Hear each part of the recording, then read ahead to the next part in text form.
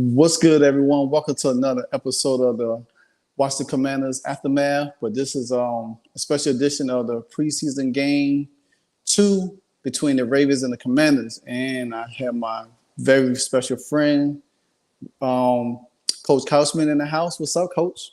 What's going on, man? How's everything? How you doing, man? I'm doing good, man. I'm blessed. I'm happy. A lot of great things has, came our way in the last week and couple of days. So I'm looking forward for the journey now, man. It's all about the journey. So, but before we get into deep, we gotta kick off that intro.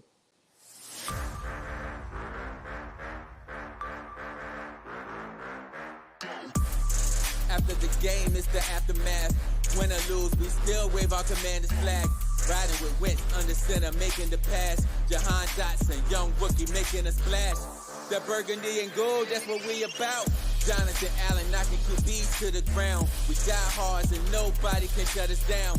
Cause this is the greatest show in town. Let's go. Go, go, go, go.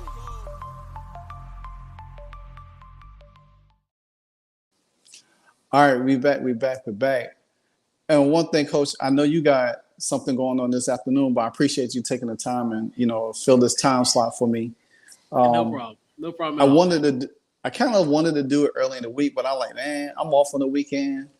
Let me do a weekend live. I ain't got much going on. It'd be good early in the daytime. Give some folks a little bit something to look forward to. So, preseason 1 against the Cleveland Browns. We started off a little slow. Then, we had joint practice with the Ravens, which was, I say, very entertaining for the least. Scuffles and fights everywhere, man. But that always happens when we do joint practices with the Ravens, though. Yeah, big time. And that's one thing where and people fail to realize Washington and Baltimore is a rivalry outside of the realm of football, and it carries over down the football field. Even though we don't play them we play them once a year in the preseason, but like pretty much every 4 years, and now probably with the realignment, maybe less than 4 years now. But it was very contentious. We had some fights both days. It was extremely entertaining. It was kind of one of those where the first day I heard about the fights, and then like day 2 was like I looked at it from start to finish because like we knew some stuff was going to happen, and man, it's but it's a good thing. It's good to have a rivalry like this. Especially within the confines of of the us being about 30-40 miles apart from each other. So, yeah. It's awesome. It's a nice territorial rivalry that we have now. Well, we've had it, but and especially with all the influx that we had at quarterback, and wonder if Lamar Jackson was going to stay with Baltimore. Could we make a play for him? And that every quarterback situation, they throw at our way because they think we so needy, at that position. We had through the years, we have had our bad share of quarterbacks, but nevertheless, I think we got the right guy in the spot. I think we got the right offensive coordinator in the spot. And now that this team is built constructively to contend for a playoff spot and even greater in the next coming years, I think the foundation has set. Now, I have to give Ron Rivera credit because I have not I've been hard on him, and fairly so because, me and you covering this team, just like everybody else, you got to be fair. You can't just be so biased where you can't give a person their fair share of criticism. And so that's what I do with Ron Rivera. I give him his fair share of criticism. When he do well, I give him that also. So the fact that it is that the way he the draft wasn't to our best to liking what we wanted to, but at the same time, at the end of the day, he did put some pieces together. You know what I'm saying? So, on Monday night's game, what is probably the one or two factors that you are looking for with this team? The first one, I definitely want to see what Sam Howell does against this Ravens defense. Obviously, he'll get, pretty much he'll be playing a bulk of this game for the most part. So you're looking at, as far as how he's going to do it in his drafts. Last week he was 9 for 12. So you're just looking at, can he, as far as how he will look out, outside the pocket, what he could do there. Is he, can he do the quick releases? Can he kind of elude that pressure from Baltimore? So you're looking at that as well. You just also wanted to see the defense and, as far as their ability to make plays. You look at like last week where you had the goal line stands essentially that led to the score essentially for Washington last week. So you're looking at can this defense, what can they do against a Tyler Huntley, aka the Pro Bowler, what they can do against him. So you just want to look at that. You just want this game to be competitive. Yeah. I know last time they came here 2 years ago, it was ugly. It got ugly from the jump, and so hopefully this time going, them coming to us here at FedEx, that we at least have a competitive game. And plus, it's a Monday Night Football game, so a lot of people are going to look at us, and just one of the things where, hey, let's put on a good show. Win or loss, put on a good show. I know a lot of people looking at us from a perspective where you have an inexperienced quarterback. Damn, show them that, hey, show what me and you have seen, for a while now. Yeah. You're a legitimate quarterback. Don't discount this guy. Like, he can play.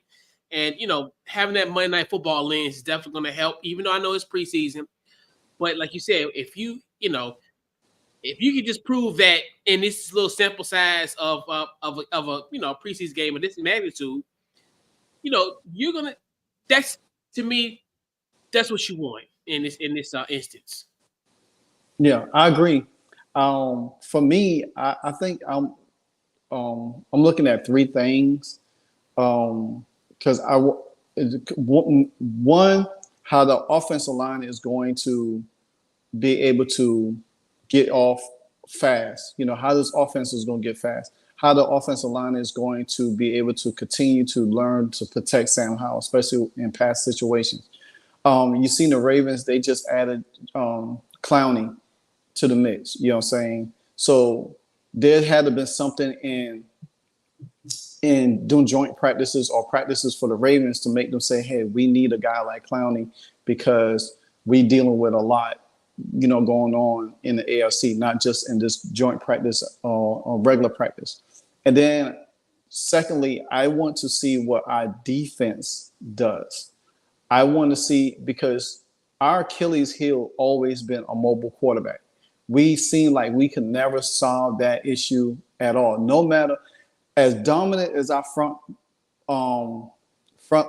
four is, the linebacker situation, how is they going to be able to stay in place? I don't know how much Cody Barton or Jamin Davis is going to play, but if they all start, I don't see Chase Young starting this game. So maybe James Smith-Williams will take his spot or somebody else, or maybe the rookie Andre, get some playing time. But I want to see them, because Tyler Huntley is not a slouch. You know what I'm saying? He is a very capable quarterback. I mean, I kind of look at him as a mirror of Daniel Jones, because Daniel Jones, every time we play him, it seems like he turns into Lamar Jackson against us. So Washington definitely has to figure out the mobile quarterback situation, because if we don't, it could be a long season and it's going to put so much pressure on our defense, because we had the front. Now we got the back end coming together. So, and another matchup I think I would love to see also is Emmanuel Forbes against Zay Flowers. If that happens in that game, because, they had a little bit going on in joint practice where Zay was putting it on our DBs. He was putting it on there. So, but I don't know. if that matchup comes, how do you see that playing out now that they've seen each other in that joint practice? Yeah, and that's one thing too, where you look at and that's why when I did some previews for the Ravens in the North, I looked at like Zay Flowers, like as far as because he's going to be a big contributor to that offense, and especially in Mokin's new offensive scheme and new coordinator at Baltimore. I mean, yeah, it's going to be one of those where it's going to be back and forth. You're going to have some plays because he's going to be one of those guys where he's going to make some plays on you. And you just you're just going to have to contain them as much as you can. But yeah, Zay Flowers is going to be a problem, especially following him even in the ACC at Boston College, where he broke pretty much every record at Boston College, and he's been that guy for quite some time. But a lot of people don't pay attention to what's going on in Chestnut Hills, Massachusetts. So I know, right? I've been to Springfield, Massachusetts once. I mean, that's the farthest it's going to go for me. It's the farthest it's going to go for me.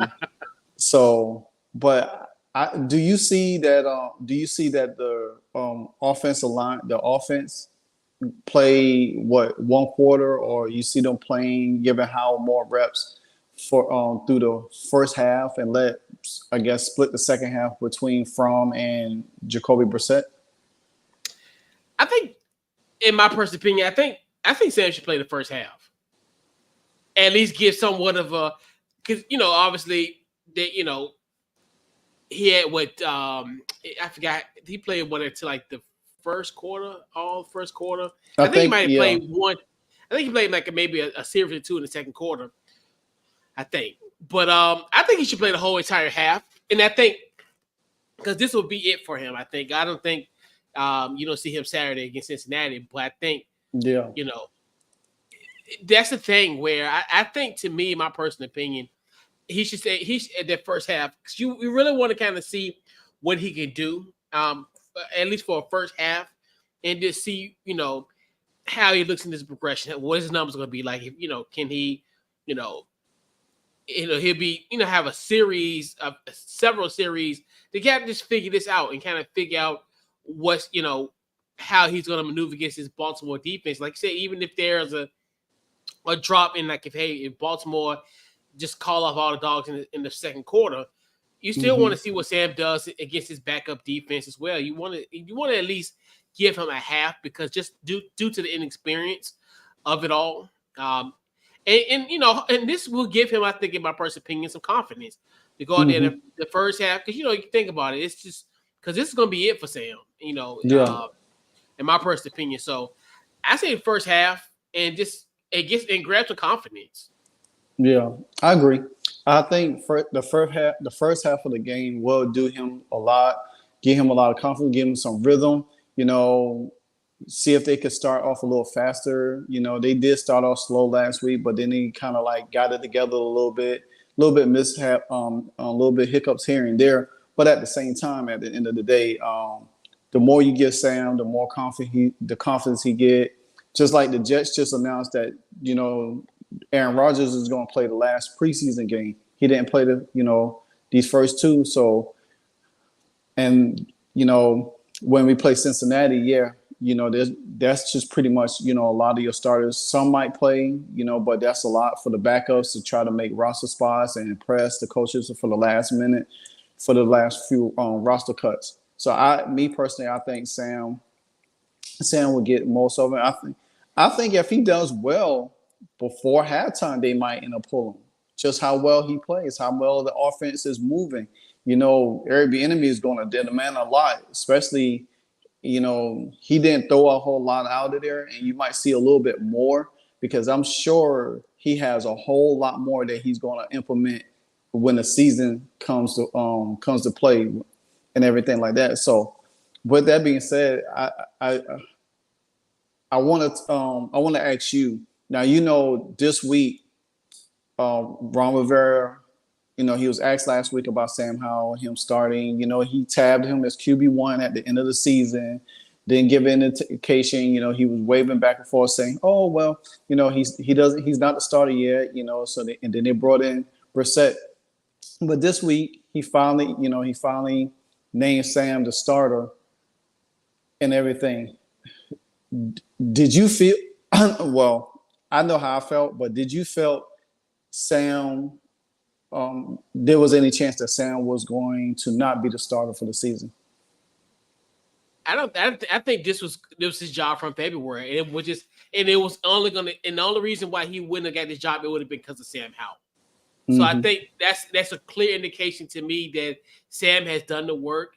Sam has been essentially neck and neck with, obviously with Eric Bieniemy and also Zampese. So that's a great indication for me personally that even though he was handed the keys to the car, he took care of the car. He didn't crash it. He didn't burn it during OTAs and everything outside of from here to February. So and even with a guy like Jacoby Brissett, bring him into the fold, I think that's going to be great for him. And I guarantee he's a great mentor as well. Yeah. But he's been around guys like Tom Brady. He's been around. He's a Super Bowl champion as well. So you look at just the simple fact of this is a testament to Sam. Sam did the work, and it's easy to have a situation where someone gives you the starter and you can rest on your laurels and be like, you know what, whatever, I got the job anyway. But he took advantage of the situation and he realized that this is it's a privilege, that I was gifted this opportunity. You can see it even in how he talks in the media week out, but what we've seen obviously through training camp as far as when he's available for press availability, and then just everything he's done in the offseason. So just a testament to Sam. I think that's one thing I've always talked about him, even his Carolina days. So I love it. Yeah, this was a fantastic opportunity, and he I think what I love about Sam is that he is so poised and he's so like reserved. He don't let anything get too high, too low for him. He goes and take his training, his coaching very serious. Whether Eric Bieniemy getting on him or not, he's learning, trying to understand the offense. And from some of the clips and photos I have seen on X, Twitter, is that the dude has such of a great ball placement, and even though he's Drew Brees stature, but he has that. To me, he has that Drew Brees like ability. Now he's more athletic and mobile than Drew Brees. There was sometimes in practice that you would see some stuff that he did remind you of Patrick Mahomes, and I was like, man, and I was like, wow. I said I could see so much of Eric Bieniemy influence on this guy now, because you look at him from that Dallas game last year, it was just conventional. You look at how they run in the offense now, it's more movement, more shifting. He's able to have a better feel how to throw the ball and everything like that. So I like it, But, we had these national meteors. They out here, they've been out here trashing us for the last few days, saying that, we not going to make the playoffs. We're going to be in the lottery pit for Caleb Williams. I even had people on my job talking trash. And I was like, do you know we went 7-7-8 the last 3 years, and yet everybody picked us to be in the top 5 to pick in the draft? I said, so that shows a testament where this team can go. So, but unless that, man, I just feel like until we get on the field and we get on the field and we win games, because that's what it's going to take, us winning games to shut these people up. That's the main thing. And I could say it every day, is that I don't care how talented this team is, but I do believe when we start winning games, people really will start looking at us differently. Absolutely. So, now I think that what is going to happen in the Baltimore game, I think Eric Bieniemy, whatever he did in the joint practice, you might not see it. You might see some of it, but I think he's going to throw a whole different ringer to these guys, because the defense, even though Lamar Jackson didn't scramble or nothing like that, but you seen the defense was really getting after these guys, and just think if Lamar had held onto the ball or he couldn't get out of the pocket, he could have got sacked a bunch of times. Maybe he did got sacked sometime. I don't know, but the thing about it is that this defensive front is starting, they already been relentless, but you could see a lot of relentless aggression from them now, and I think with Chase being back, it's going to help so much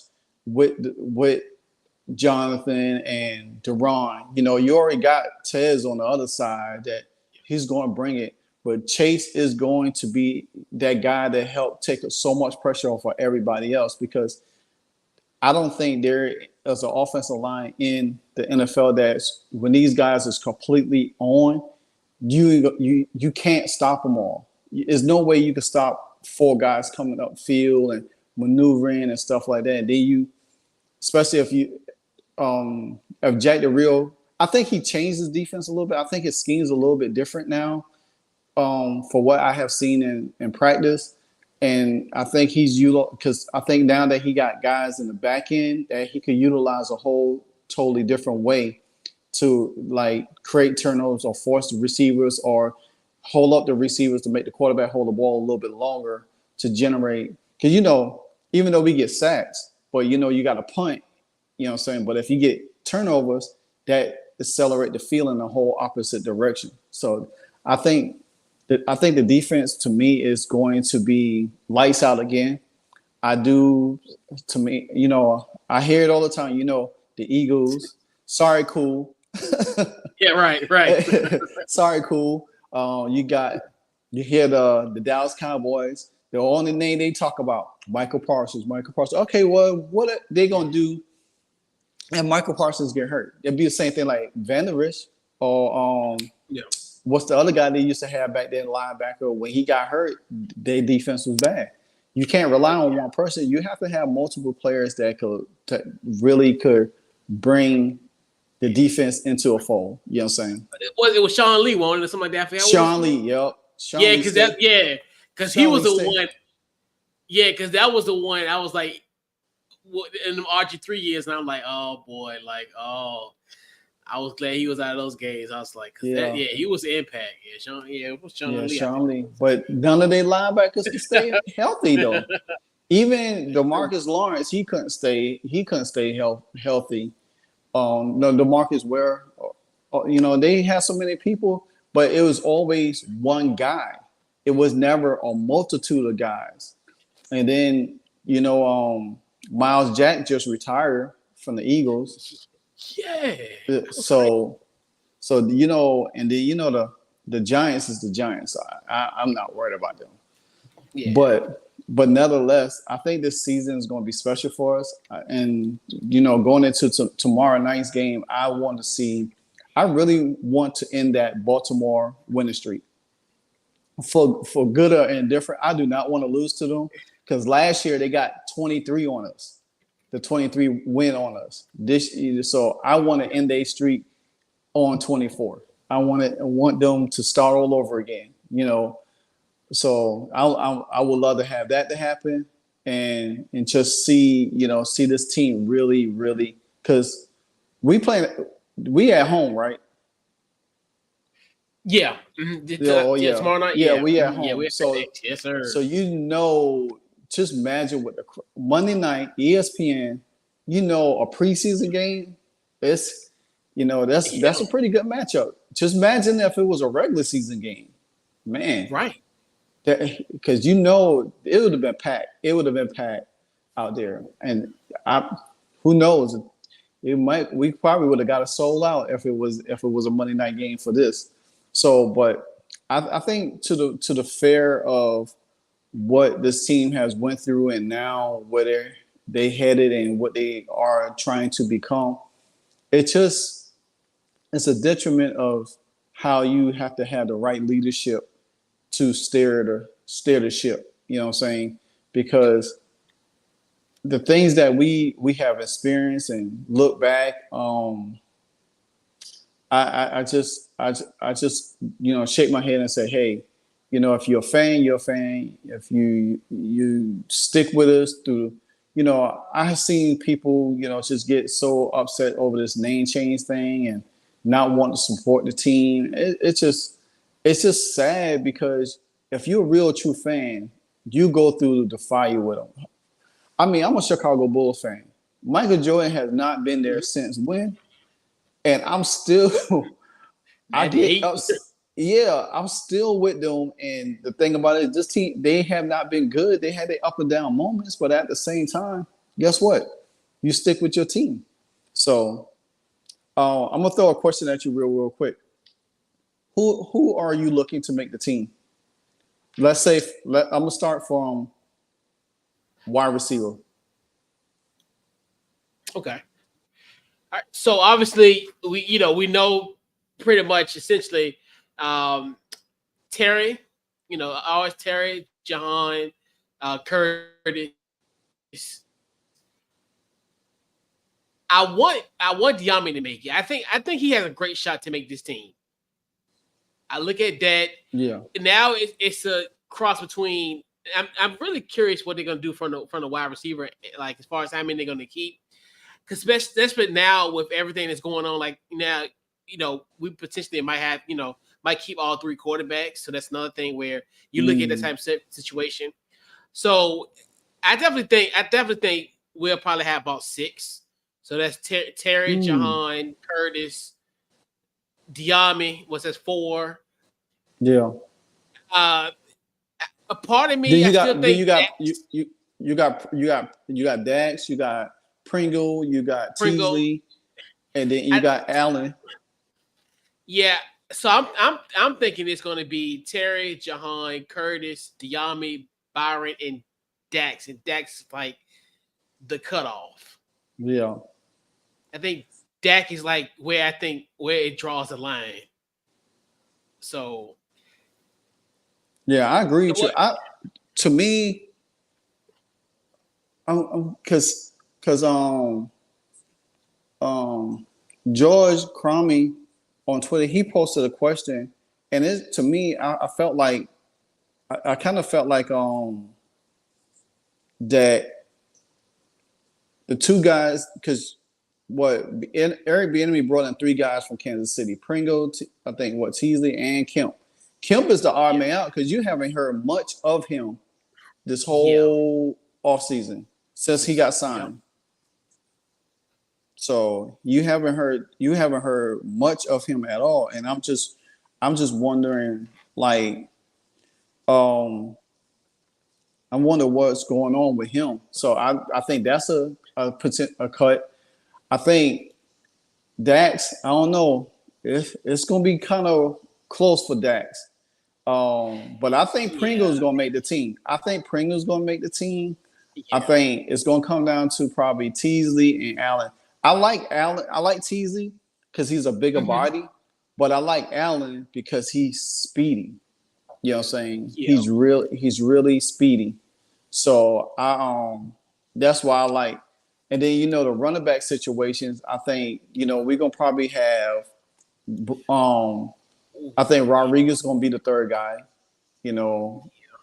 I think they really like him with his upside, where he is. I feel for Jared Patterson because I think he battled, and I just don't. Yeah. Now they probably will put him on a practice squad just in case, but somebody gonna need a running back and he's gonna get snatched up. So, and that just give him an opportunity to play somewhere else. So it's gonna be kind of difficult. So tight ends,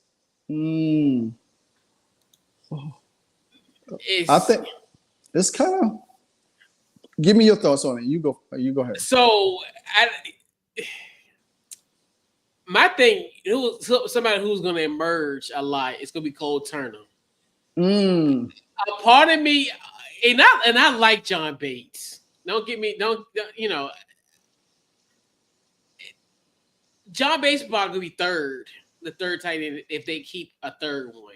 Yeah. Which I think probably more likely they will keep a third one. I mean, that just wouldn't make any sense unless there's some need somewhere else. So obviously Logan, John Bates, Cole Turner. I don't know if Curtis Hodges makes it. Yeah. I don't think him or Brandon Dillon. Yeah. Don't. I mean, and that's weird because, and I always think it's weird, like how when you really sift through it and you think to yourself, because you're like, okay, well, sometimes you feel like we're thin in certain spots, but it's like, dang, some people, some people who we are mentioning, good players, like you said, if they go on the practice squad, they gonna get picked up. When you do the cuts for the 29th, that Tuesday. Yeah. Oh, well, yeah. Oh, yeah. They gonna be picked up that next day. They'll be on a flight somewhere on the 23rd, going somewhere. Yeah. And so I think they'll keep. Yes, if they keep three tight ends, it'll be the three. It'll be Cole, Logan, and John Bates. Possible. I got a soft spot for John Bates for some reason. I mean, I like John Bates. They use him more as a blocking tight end, but he can, he's like one of them old throwback New England Patriots tight ends. You know what I'm saying? It just get him in the right spot and he'll get some positive yardage. He reminds me of Jason. Yeah, a little bit. Just nimble enough to get in the open field. Right. Yeah, because he's not an athletic freak at all. He's not like he's not a Travis Kelce. I mean, I know they share the same jersey number, but he is no Gronk. So I'm not Gronk. I'm Lord Gronk. I mean Travis Kelce. But yeah, crazy.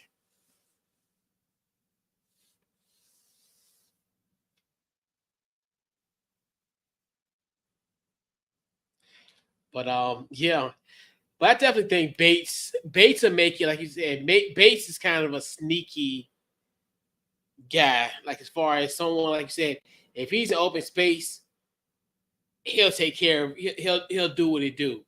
But he's not gonna be the one that's gonna beat guys off fat. Pause. He's not gonna be a guy that's gonna get that separation, per se. But he can definitely get the job done. He's definitely gonna be intriguing piece to this puzzle with the Commander.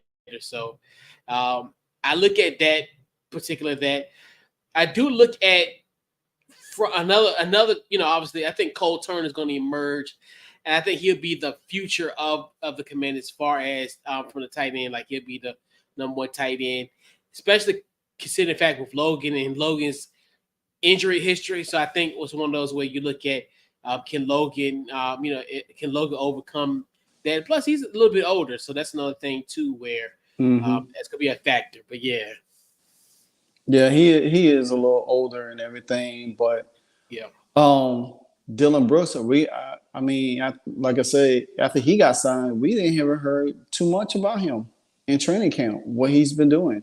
Even Hodges, Hodges, we haven't heard too much of him. I mean, Cole Turner, man, when we drafted him, and Amani Rodgers, I was really high on him. I was really high on him last year. I thought he should have got a little bit more playing time.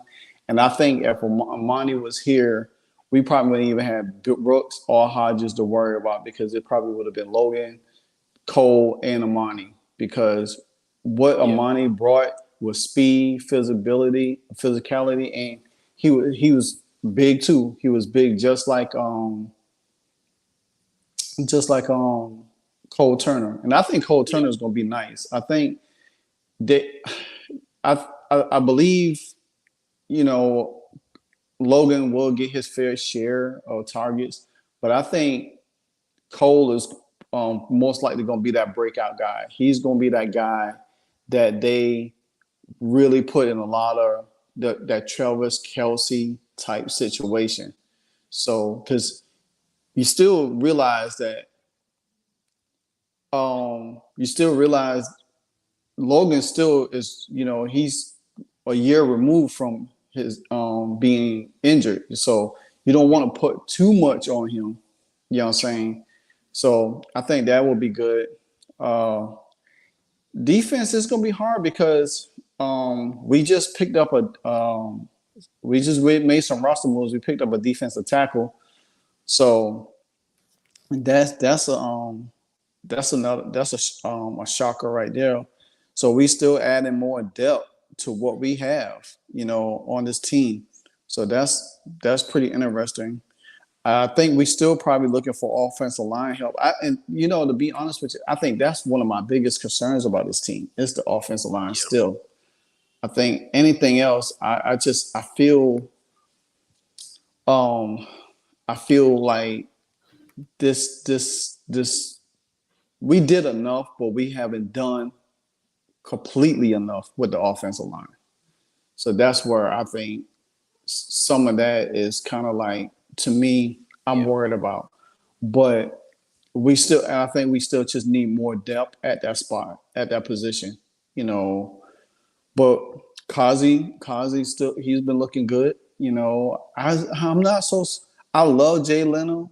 I mean, not Jay Leno, but Charles Leno. Yeah, Charles Leno. Yeah. I keep calling that dude Jay Leno for some reason, and I know he's about to have another baby, but he is not good in pass protection. Nah.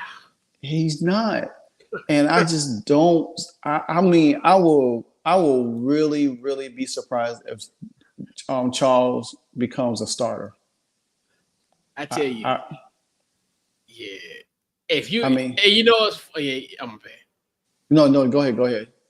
Anytime, like you said, pass protection, what happens? Holding number 72. I tell you, if we took a shot every time you hit it in the game, we would be drunk we would be drunk until Monday. Exactly. I mean, especially last year. Oh my gosh. I felt bad for Carson Wentz. I was like, and I mean he's good in run protection, but golly, boy, when it comes down to that pass, Lord have mercy. It's rap. This guy, I mean, he literally just be looking like a deer in headlights. So, right. But I think from all sense of purposes, man, I think the offensive line, I think regardless of what happens this season, going into next year's draft, that has to be the main focus of the draft. It has to be, because you pretty much shore up almost every position on this team, except for that position and linebacker. So those two positions has to be somewhat of a need going into the draft next year. Now, where we draft at is remain to be seen, but doing two positions has to be that way, And I understand what they wanted to do is, have some more playmakers in the back end of the defense to create turnovers and stuff like that. Okay, you really drafted for the last few years your defense, not so much more your offense. You got some good pieces here and there, but at the same time, now it's time to really shore the offense, because if you look at it, Kansas City, Cincinnati, they, as good as they are, that's some of their problems. Now, Kansas City went out and sure that up the year because, when they got beat down in the Super Bowl by Tom Brady and the Tampa Bay Buccaneers, they had to address that to get them back to where they was, but they got put out. They didn't make the Super Bowl because Cincinnati went on. And then you look at Cincinnati last year, that was one of their issues. So offensive line is really, really, really important. And for Washington to really get where they need to be, that offensive line has to become somewhat of a juggernaut. It has to match what the defensive line is doing on the upper side of the ball. So, and we say this a lot. Building in the trenches wins championships. Thanks. So, what how do you feel about our offensive line situation right now? By far it is, and it's funny to think how it is weird, like the identity crisis that in the sense with the Commanders, where you look at in the past where we were known as the Hogs, and this we've always built core guys, even to the Trent Williams days, the John Jensen days, all those days, of old, Chris Samuels, Randy Thomas, those guys. You think about those stalwart type of guys that we've had in this organization. And it's funny to think, this is by far probably our most weakest spot, if you look at if you look at Washington from a depth chart standpoint, this is the weakest position. This is the weakest unit that we have on the team, and the biggest question mark. And like you said, where you have some you have some guys. I mean, you look at we don't have that stalwart yet. I know can't speak for you personally, but I know a guy I was looking at obviously was going to be a one of those guys was going to be Sam Cosmi. Has he got to that point yet? Not necessarily. You look at like talk about Charles Leno. We talked about him ad nauseum. Sadiq Charles is kind of one of those where he's a diamond in the rough, but there's still a little bit dirt in that diamond. I want to clean it up and just see, because he has that potential. Like he's there. You look at Nick Gates, what he can do here, and then also Andrew Wiley, which he's a enemy guy. So I think obviously he's here to kind of help instill kind of BME's offense and kind of those assignments and kind of those reads and stuff. So and the thing about it is, can this unit stay, the issue, and we've always had these last few years, the continuity, where I don't remember what year it was. It might have been 2021 or might have been where the line itself didn't play, I think, 3 games combined together. Like as far as the whole entire unit, it was like a patchwork of guys. So my best case scenario, I think they'll hold steady. There will be some question marks, especially when you have, and we talk about how fierce our defensive line is, but the division is just as fierce as us. I mean, you look at Philly almost, they're just like us when it comes to stockpiling that depth at the line. So you look at them, the Giants, especially when they bringing in their blitz, they throw the kitchen sink every time, and they got guys who can meet you at the quarterback. So you look at that situation, and then even with Dallas, even though some, you still have some guys there that could definitely get to the quarterback. So when you have a division like this, you look at how we match up with them week in and week out. That would be our weakest suit, and that's and that's just what it is. And and it'll come with time. But for 2023, I think this will be our biggest issue is offensive line. Yeah, I agree with that. I think that, and not to mention, we drafted Ricky Stromberg also. He's still unproven. We got to know what he's made of. I think we passed on some good offensive linemen in the draft, and we passed on some good tight ends too. Even though we had confidence in the ones we had, but sometimes the need that you want, you should get it instead of the need of get. I think that we could have still filled out secondary. I'm not saying that, Quan Martin or Emmanuel Forbes, aren't good players, because I think they are going to turn out to be really good players, young players to carry this defense down when Kendall Fuller leaves. And I just worry about – I do worry about Benjamin St. Jude, because he has a knack of having these ankle issues, not being healthy. So I do worry about him a little bit, but I like him a lot. I'm not worried about our safety position with Derek and Cam back there. I think that shows last year, because they was one of the top two or the top 2 and 4 in there with Baltimore safeties last year. So they had high ratings. So I like what we have back there. But if you really want to protect your quarterback, and especially a young quarterback like Sam Howell, you have to make sure that offensive line is intact. It's not like you got Aaron Rodgers or Tom Brady back there or Drew Brees or Peyton Manning where they could get the ball out their hand quicker. Not saying Sam can't do it, but he's going into his first full season as a starter, and you have to make sure he has all the protection, all the weapons. It makes everything easy as possible for him because you don't want him to go in there and start struggling, the offensive line falling apart, this guy getting sacked all over the place, and then his confidence could get shattered. You know what I'm saying? Even as good as Patrick Mahomes is, he could get the ball out quicker, but if that offensive line ain't holding up, what's going to happen? You've seen it. If you go, like I said, again, you go back to that Super Bowl, Bruce, on Todd Ball's defense was all over him. It made Patrick Mahomes literally look like a rookie all over again. He was confused. He didn't know what to do. Everything. He tried everything. So the offensive line has to, going into the next year's draft, the offensive line has to be the vocal point. I think there's some things this year we could be able to get away with, like we did last year. But I think some pieces a little bit better than it was last year. But still, you still got some weak links on the offensive line, some weak link players that's on the offensive line.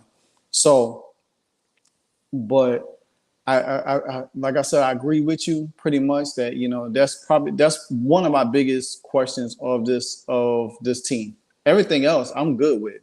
I'm fine with this. Where this team is. I think I don't know. Maybe it's too early. I maybe wait the next week to do my bold prediction for how many wins they're gonna get. I already know. I said it at a safe place. I done heard a lot of other stuff, so I don't worry about them. I just know what this team made of. I think this team is one of the most. I said this before. This team is like the Kansas City Chiefs. I think it's more talented than the Chiefs teams have, especially at every position except for two, tight end and quarterback. I look at every position on this team, especially defense. I think our defense is far better than any defense than Kansas City had. If Kansas City had our defense with their offense, they'll be in the Super Bowl every year. Every year. We got 4 Chris Joneses. Exactly. But now probably 5. 5, yeah. Honestly. Exactly. To a man, probably 5 Chris Jones is on this team. So I think that's why I mirrored them. I say for what Airbnb enemy is bringing over and installing there, it's just like we're gonna be the younger version of Kansas City, And I just think Sam Howell is in the perfect position with Airbnb enemy to execute his offensive scheme. Could any other quarterback come in there? I don't know. We're not like the 49ers. You probably could plug me or you in the 49ers system and probably get the same results. Pick us up, Cal. Hey, we could have went in Philly and beat them. We could have took you to the Super Bowl. Yeah. Cal, so Cal. Look out for us. So I'm like, I think about that all the time. Like how San Francisco does it. It's the system, and I think Airbnb enemy's system is going to benefit Sam Howell, whether it's him or not, or whoever comes along or whatever. This system is going to be in place, and it's going to be once this team gets rolling the way they need to be, it's going to be hard stopping us. It's going to be so hard stopping us because it's going to be, you got to think, Jahan Dotson takes the pressure off of Terry McLaurin. Curtis Samuels is almost like Debo Samuels. You know what I'm saying? Then you got big body Diami there. Then you probably going to have Pringle, Teasley. All these guys that knows the scheme to get open. It's going to make it so much easier. You not going to really be able to focus on one playbook. And I haven't even touched on the running backs that could come out the backfield. Yeah. And you think to yourself, you are not beating any. I guarantee you, I put any kind of amount of money, you are not going to beat Terry, Curtis, Jahan, on one-on-one matchups, you have to double, and you're gonna have to pick your poison. And that's the scary thing about it. And you got a guy like Sam Howell that's gonna throw that ball. And that's one thing too, where I'm telling you, those guys you put them on a one-on-one matchup, it's a wrap. We're gonna leave you in DC. We scoring in Maryland. Like, you'll be down bad. I'm telling you. They think it's funny, but they think it's sweet. But they know. They ain't gonna find out. Yeah. That's why that's why I was like, I'm waiting for this season. I'm waiting for I'm gonna be there the first game of the season anyway. So I'm gonna get a eye opener. I mean an eye full, and I'm gonna be talking much trash. Now I want to do a little something real quick, like stats and stuff for this season. Give me. And we'll do, if you have time to come on the show from frequently, we'll do like different positions or whatever. So I'm going to do wide receiver first because I think this is very intriguing to me a little bit. No, we're going to start with Sam Howell, then we'll do the wide receivers, and then we'll do the running backs another time. Give me your prediction for Sam Howell stat-wise for this season. So I think Sam could probably throw for about 38 to 4,000 yards this year. I think you have about a 65% passing throwing percentage. I'm gonna give him 28 touchdowns and 11 interceptions. I like that. I think me and your stats was kind of close. Because I gave him I say about over 35,000 yards, close to 4,000 passing.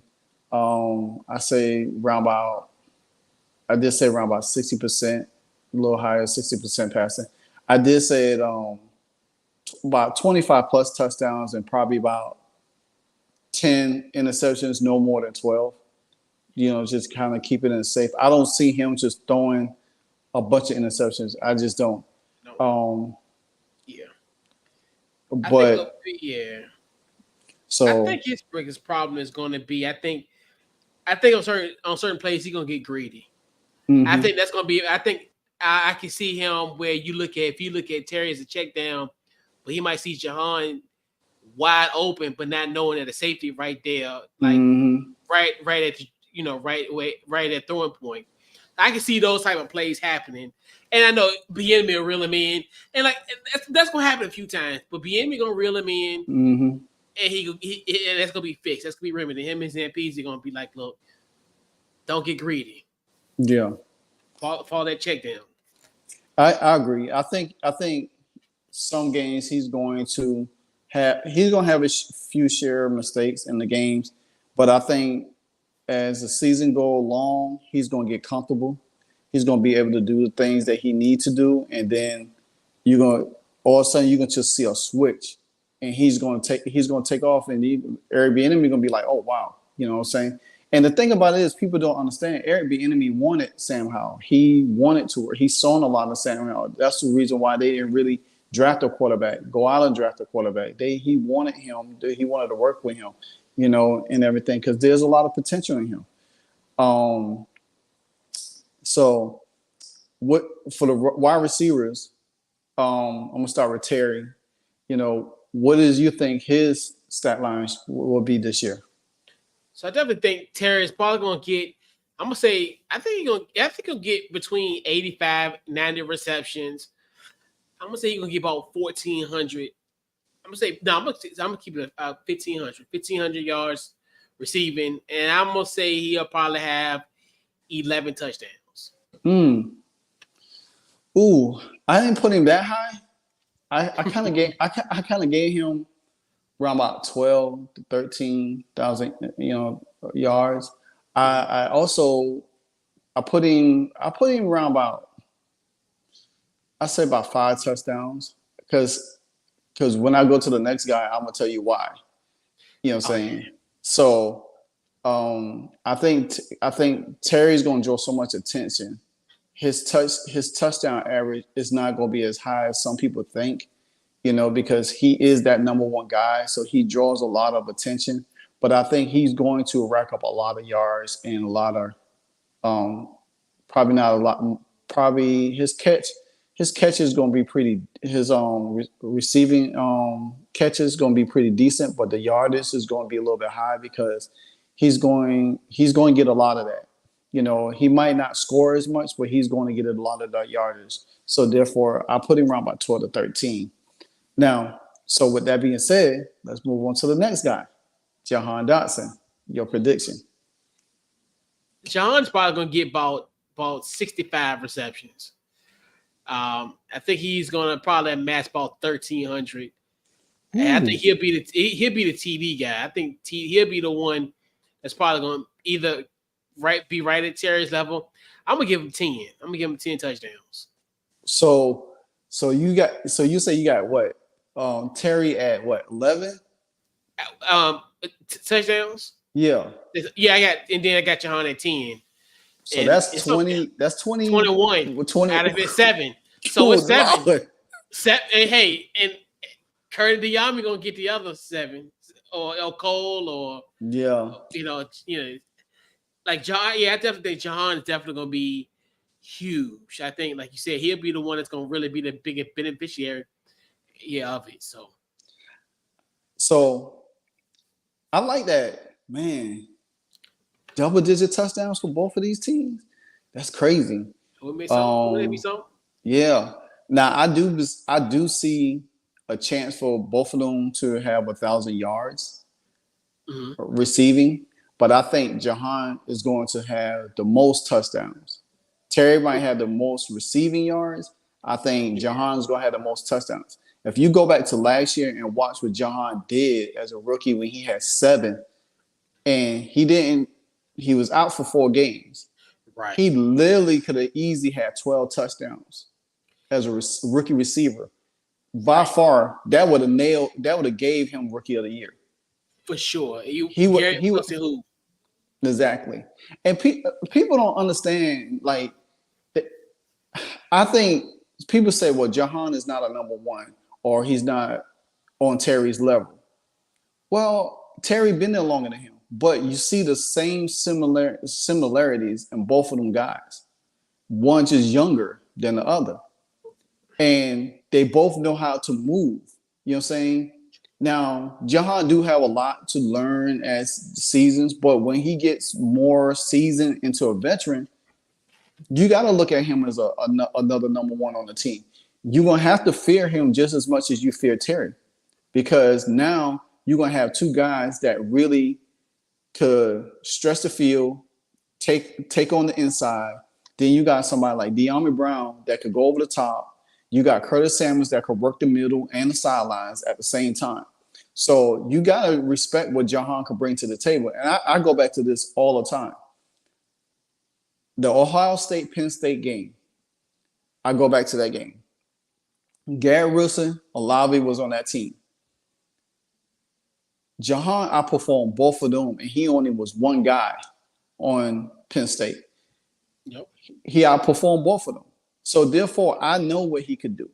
And that's why I say he's going to make life so easy for De'Ami, Terry, and Curtis, because you're not going to know where he's at. If you look at last year, some of the stuff that he did, guys was losing him. You've seen it in practice this year. You've seen it in joint practices, how he was taking these guys. So defense is going to have their hands full with him. So do I believe his stat line could be over 1,000 yards? Yeah. I think it'll be just barely over 1,000 yards, but I do believe he will lead a team in touchdowns. I think he could get close to that 7 again, 7 touchdowns again. And just, and probably everything will split up. I think, moving to the next guy, we're going to go to Curtis Samuels. I believe he in a contract year this year, if I'm not mistaken. Yes, I think so. Yeah. Mm-hmm. So I want to touch on him real quick, because his future really depends on this season. Yeah. And how much Eric Bieniemy utilize him, because Now he has some, good moments in training camp and stuff like that, but not like Terry and Diami and Jahan. He's been very quiet. So looking at Curtis Samuels, what is your expectation for him this year, and how do you see him being utilized in the scheme of things with this team going coming this season?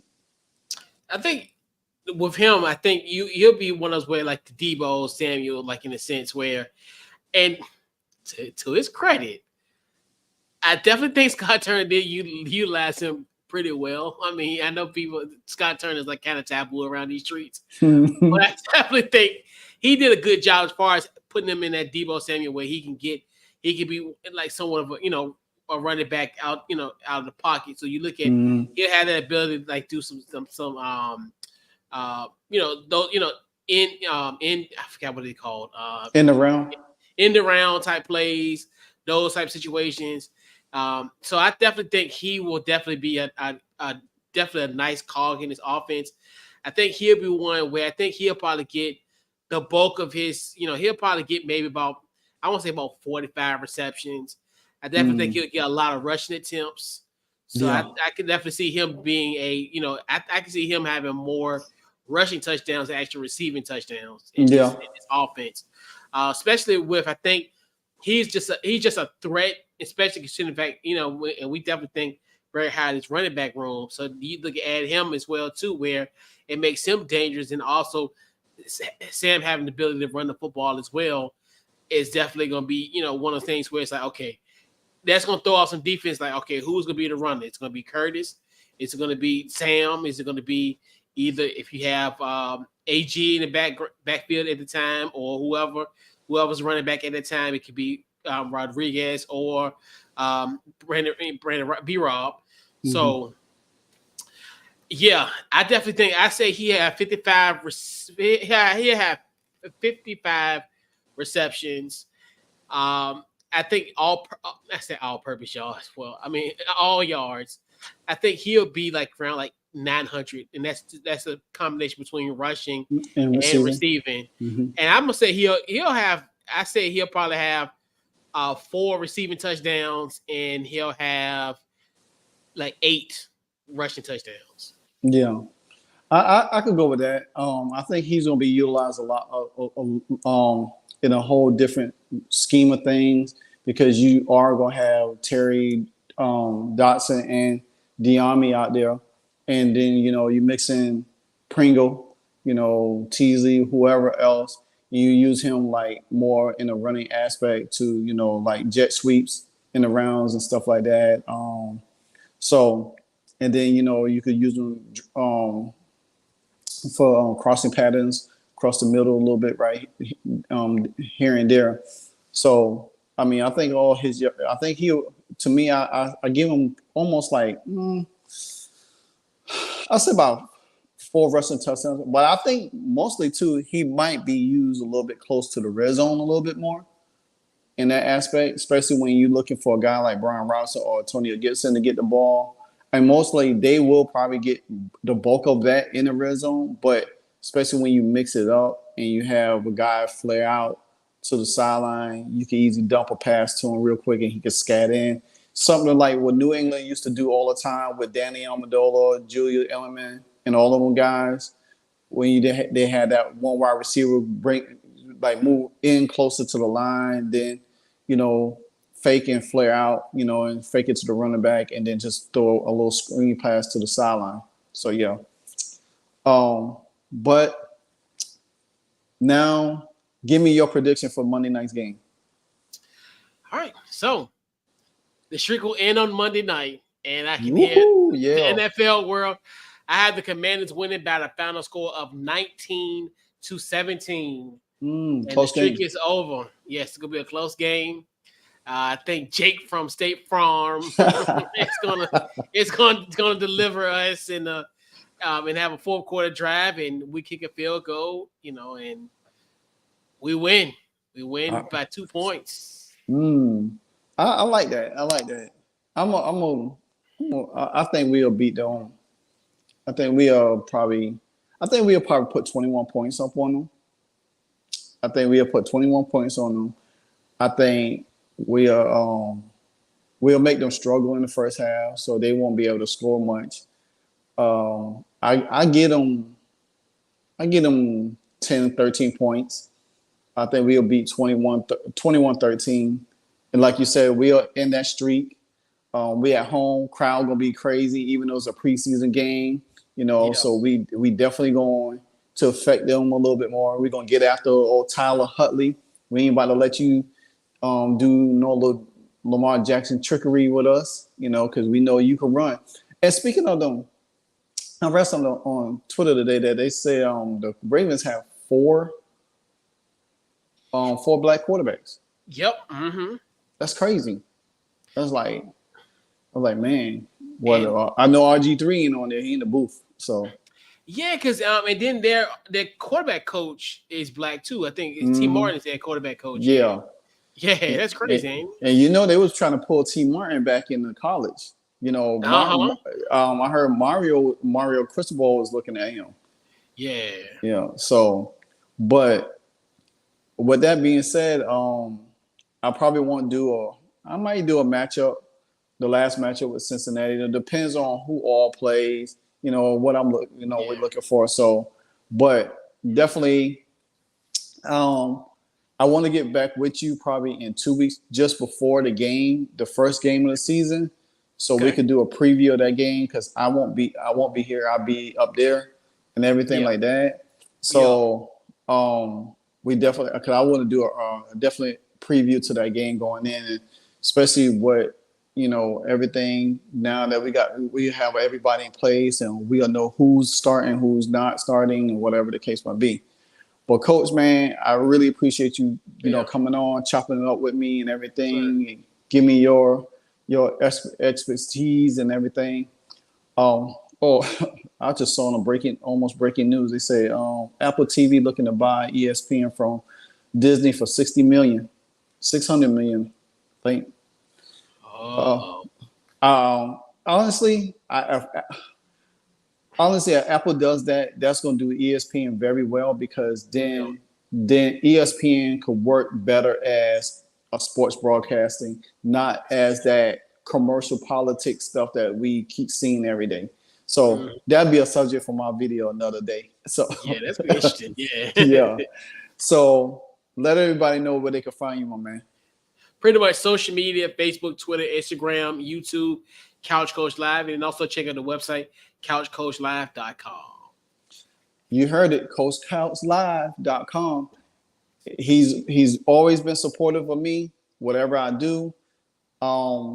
Just let y'all know that I am a part of All Sports All Plays Network, even though you can still find me on my channel, LiveWire Sports Entertainment, on YouTube, Instagram, Twitter, everywhere else, and right here. And plus, you can find some of my column writing with All Sports All Plays, and also with Rigo's Rags as well. And with a special announcement, with All Sports All Plays, I landed my media credentials with the Washington Commanders. So therefore, things are looking up. So I can't say how much blessed I am, but this is just the beginning, and there is a whole lot more to come. So with that being said, I'm your guy, LiveWire Sports. Until then, enjoy tomorrow night's game. Go Commanders. Let's go, baby. Yeah.